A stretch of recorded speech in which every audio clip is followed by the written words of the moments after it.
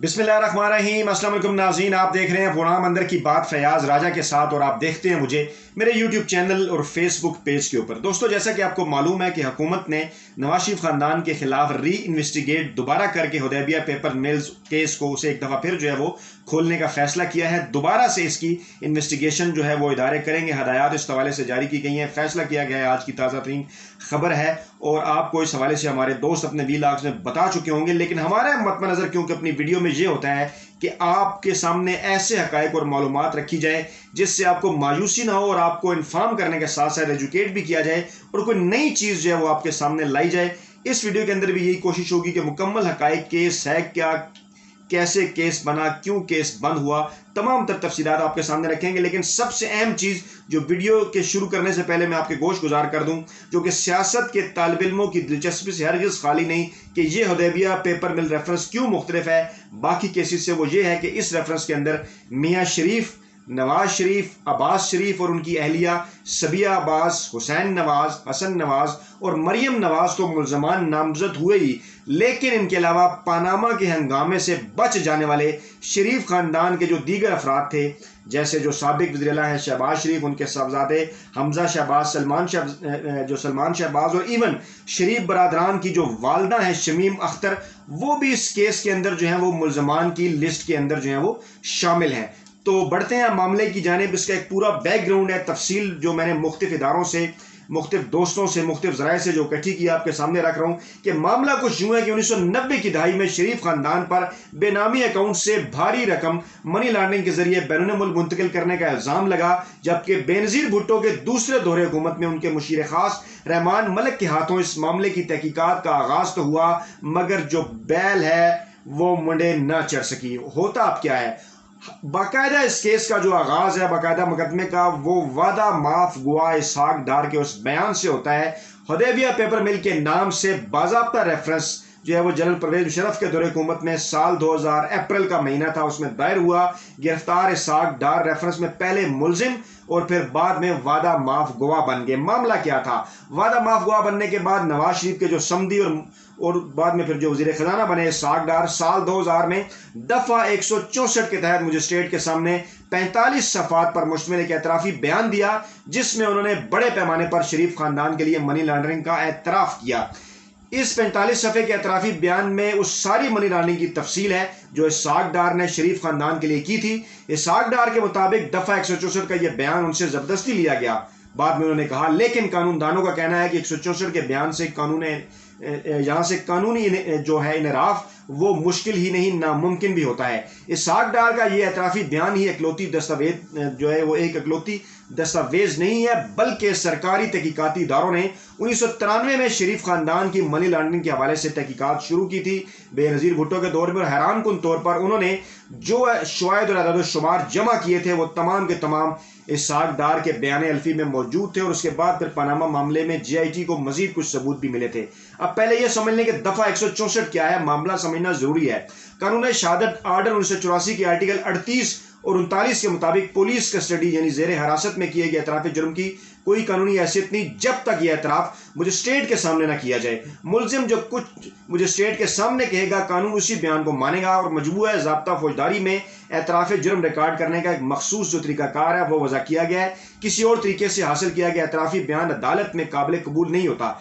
इसी कानून की दफ़ा 164 के मुताबिक फर्स्ट क्लास या सेकंड क्लास मजिस्ट्रेट एतराफ़ जुर्म रिकॉर्ड करेगा। मुलजिम का बयान रिकॉर्ड करने से पहले मजिस्ट्रेट उसे बताएगा कि वो एतराफ़ जुर्म करने का पाबंद नहीं, अगर वो ऐसा करेगा तो यह बयान उसकी सज़ा का मौजब बन सकता है। मजिस्ट्रेट मुलजिम को बताता है कि उस पर किसी किस्म का कोई कानूनी दबाव नहीं है, वो चाहे तो एतराफ़ जुर्म से इनकार कर सकता है। पूरी तसल्ली के बाद ही मजिस्ट्रेट मुलजिम का बयान रिकॉर्ड करेगा और बयान लिखने के बाद मुलजिम को पढ़कर सुनाना जरूरी है।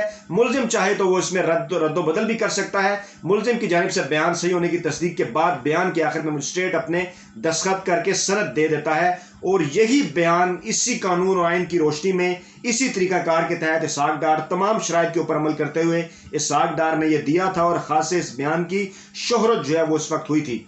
अच्छा, अब ये समझ लें कि इसहाक डार की शरीफ ख़ानदान से कुर्बत का कैसे आगाज़ हुआ। इसहाक डार शरीफ ख़ानदान के उस वक्त करीब हुए जब 1991 में उन्होंने पहली हजवेरी मुजारबा कंपनी बनाई।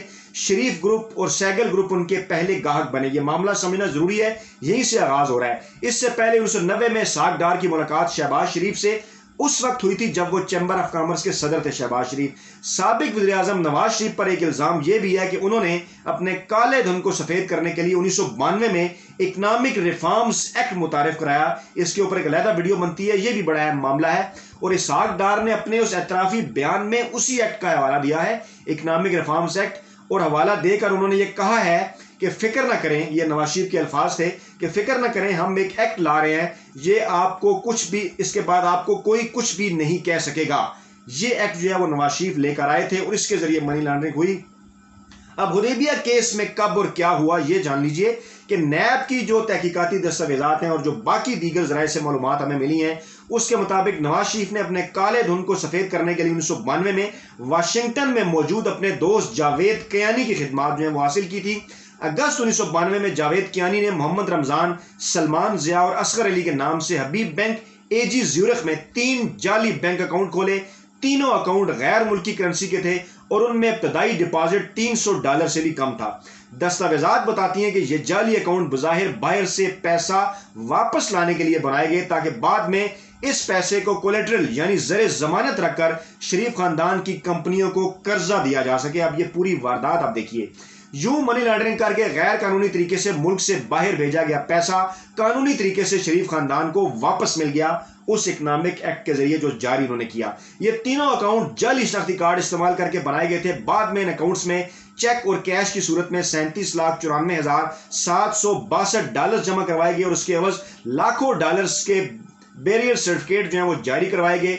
नवाज शरीफ के साबिक बिजनेस पार्टनर और फर्स्ट कजन मियां सराज, पनामा JIT में भी जिनका जिक्र आया था, ने भी 1994 के अपने खत के अंदर इस सारे वाक़े का जिक्र किया है और ये सब कुछ इसहाक डार के एतराफी बयान के अंदर मौजूद है। अच्छा, जो दस्तावेजात हमें मिली हैं वो मजीद ये बताती हैं कि लंदन की काजी फैमिली के लिए 3 मजीद अकाउंट्स खोले गए जिसमें काशिफ मसूद काजी और नुज़रत गौहर काजी के नाम पर बैंक ऑफ अमेरिका लाहौर और सिकंदर मसूद काजी के नाम पर सिटी बैंक लाहौर में खोला गया अकाउंट। इन अकाउंट्स का जिक्र भी इसहाक डार के एतराफी बयान में मौजूद है। इसहाक डार के एतराफी बयान के मुताबिक 1992 में नवाज शरीफ ने उनसे राब्ता किया और $100 मिलियन कर्जे की दरखास्त की जो मेरे मुजारबा से उनको दी जानी थी। ये इसहाक डार कह रहे हैं, जब मैंने कोलेटर मांगा तो नवाज शरीफ ने कहा कि वो फॉरेन करेंसी फंड कोलेटर की शक्ल में देंगे। इसहाक डार के मुताबिक नवाज शरीफ ने उनको काजी खानदान के 4 अफराद के पासपोर्ट की कापियां फराम की और कहा कि इन अकाउंट्स को आप ऑपरेट करेंगे। इसहाक डार के मुताबिक 4 में से 2 अकाउंट सिकंदर मसूद काजी और तलत मसूद काजी के नाम थे जो उन्होंने खोले।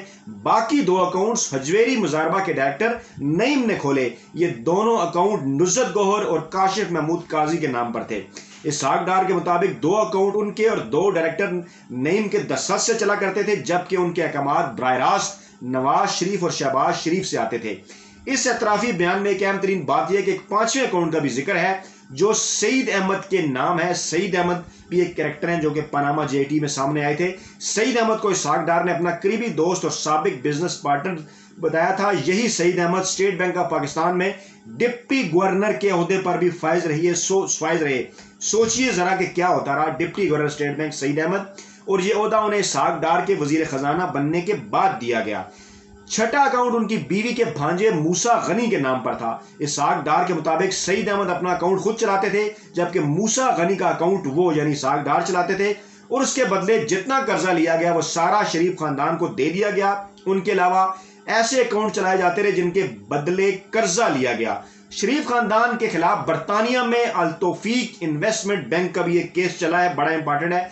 बरतानी अदालत ने बरतानिया में मौजूद नवाज शरीफ की प्रॉपर्टी को इस केस से नफी कर लिया। ये उस दौर की बात है जिसको छुड़ाने के लिए शरीफ खानदान ने उस दौर में $32.5 मिलियन अदा किए और पनामा लीक्स के हवाले से नवाज शरीफ और उनके बेटे हुसैन नवाज इस प्रॉपर्टी को 2006 में खरीदने का दावा करते हैं।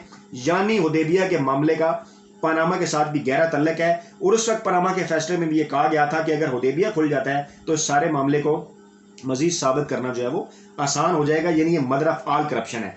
अच्छा, 1998 में इसहाक डार ने अपने एतराफी बयान में शहबाज शरीफ के साथ मॉडल टाउन में होने वाली एक मीटिंग का भी जिक्र किया। جو 1998 میں ہوئی، اس میٹنگ میں شہباز شریف نے کہا کہ چونکہ اخبارات میں بار بار ان اکاؤنٹس کا ذکر آ چکا ہے، لہٰذا تمام اکاؤنٹ سے فوری طور پر رقم نکال لی جائے اور مڈل ایسٹ کی خاتون صدیقہ سید کے ذریعے ان کو حدیبیہ پیپرز ملز کے اکاؤنٹ میں شیئر کیپٹل کے طور پر جمع کروا دیا جائے۔ شہباز شریف نے صدیقہ سید کے پاسپورٹ کی کاپی بھی دی کہ ان کے نام سے جمع کروائیں۔ اس کے بعد 37 اور 29 لاکھ ڈالر ان کے نام سے بھیجے گئے۔ سابق وزیر اعظم نواز شریف نے ایٹمی دھماکوں کے بعد جب سارے ملک کے فارن کرنسی اکاؤنٹ منجمد کر دیے، لیکن مبینہ طور پر انہوں نے اپنے فارن کرنسی اکاؤنٹ بچانے کے لیے فوری طور پر ان میں موجود ڈالرز کو 46 روپے کی قیمت سے تبدیل کیا، جو اس وقت ڈالر کی قیمت سے کئی زیادہ تھی۔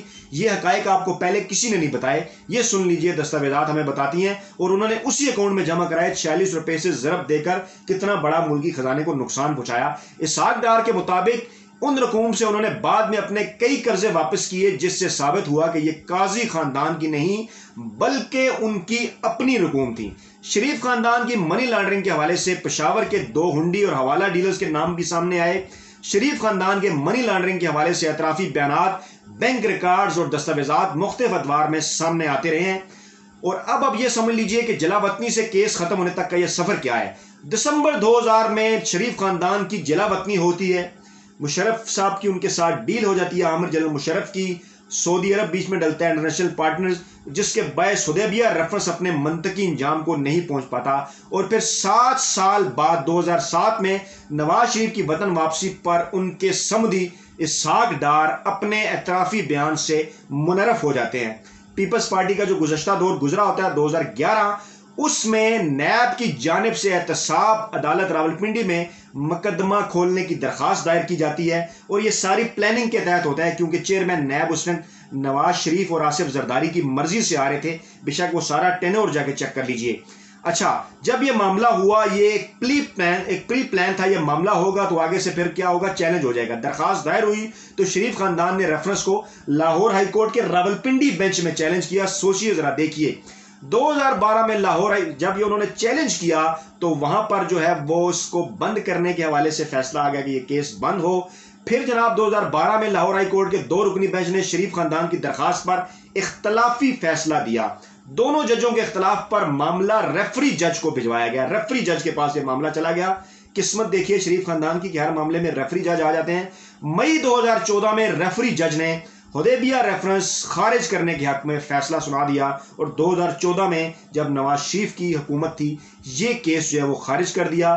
نیب بورڈ نے اپنے پروسیکیوٹر کی رائے پر فیصلے کے خلاف اپیل دائر نہ کرنے کا فیصلہ کیا، جس کے بعد ستمبر 2014 میں احتساب عدالت نے بھی حدیبیہ ریفرنس بحال نہ کرنے کا فیصلہ سنا دیا۔ یعنی کہ یہ سارا معاملہ کب ہوا، پہلے 2011 میں، اور اس کے بعد کنٹرول اس کے اوپر 2014 میں کیا گیا جب ملک پر شریف مافیا کی حکومت تھی۔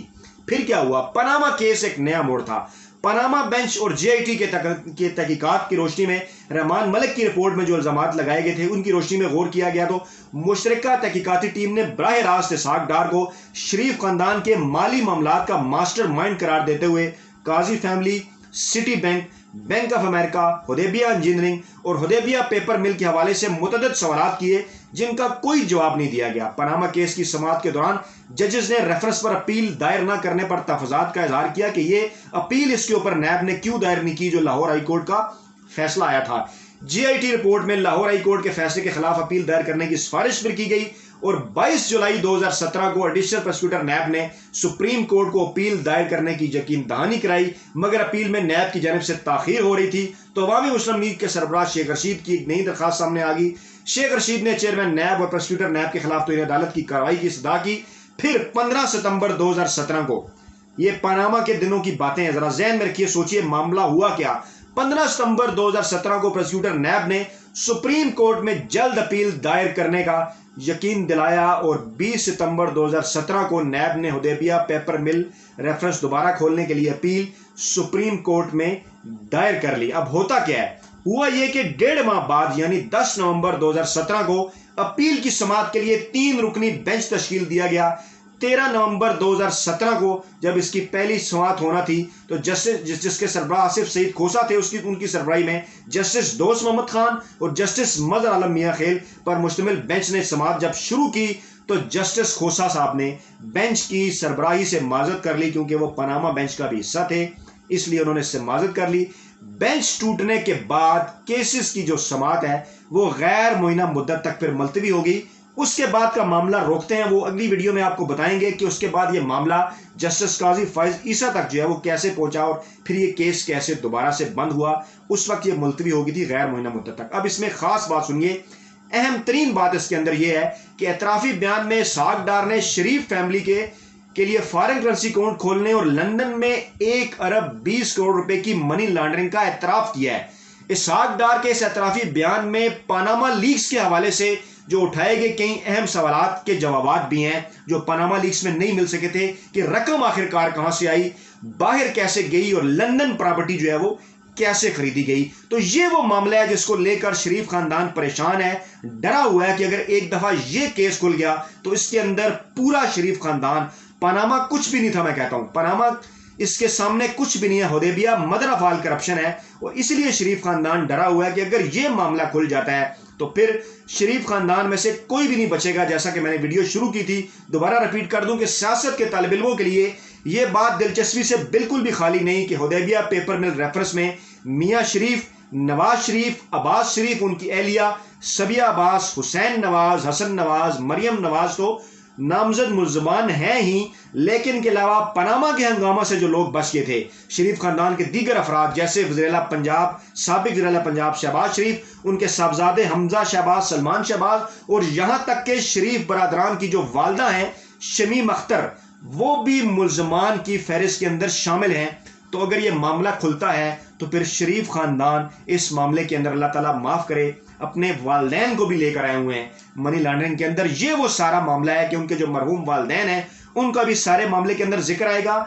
टाइम जरा वीडियो का ज्यादा हो गया है, तफसीलात अभी रहती हैं कि कैसे ये केस बंद हुआ, लेकिन वो तफसीलात आप हमारे बाकी दोस्तों से भी सुन सके हैं। हम कोशिश करेंगे उसके ऊपर भी एक वीडियो करें, लेकिन यहां तक ये केस कैसे पहुंचा था पनामा तक, ये सारी तफसीलात हमने आपके सामने रखी कि शरीफ बरादरान, शरीफ माफिया इस केस को क्यों नहीं खुलने दे रहा, क्या वो मामला है जिसकी वजह से शरीफ खानदान डरा हुआ है। और इमरान खान ने, मौजूदा हुकूमत ने इस बात का फैसला किया है कि री इन्वेस्टिगेट कराया जाएगा ये केस इदारों से और इस केस को जो है वो दोबारा खोला जाएगा। नाज़रीन, वीडियो के कमेंट बॉक्स में अपना फीडबैक जरूर दीजिएगा। नई वीडियो के साथ जल्द आप खिदमत में हाजिर हूंगा। अल्लाह हाफिज।